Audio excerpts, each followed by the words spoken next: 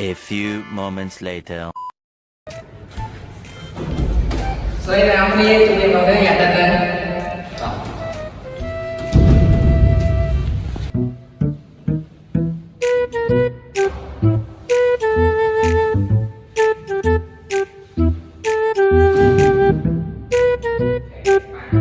Rô này nó như thế gì vậy?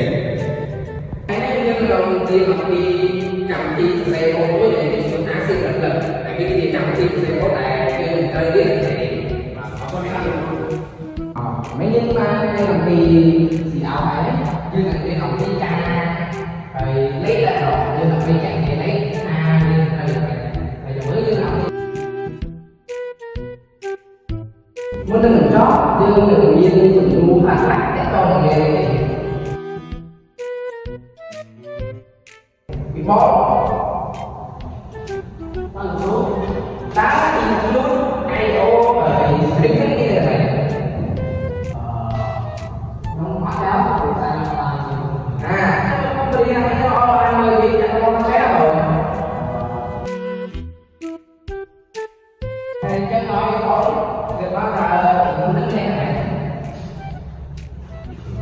được luôn bạn này ra rồi đi học đi rồi ba hôm nay sáng của mình chưa đến lúc chỉ học đi sáng sẽ tập và bây giờ người ta đi sáng ok rồi.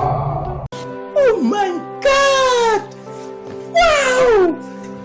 Trong cái như là cho cái ngay cái gì nó thích cho mình có ca mà đó phải đó đặc biệt là phải có thế để nó nói là lấy ăn là ăn trong cái nhà cái ăn trong cái nhà ăn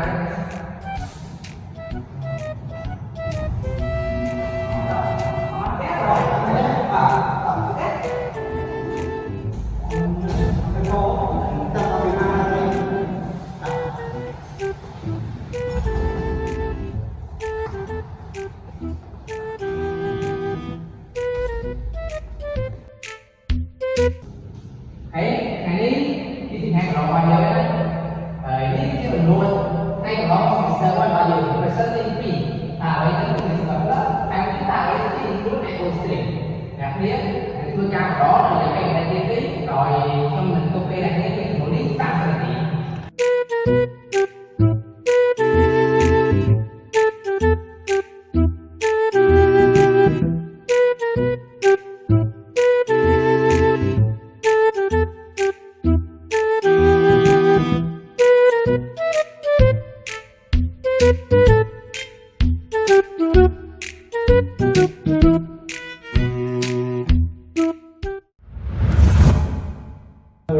chỗ gì vậy? Chỗ ấy.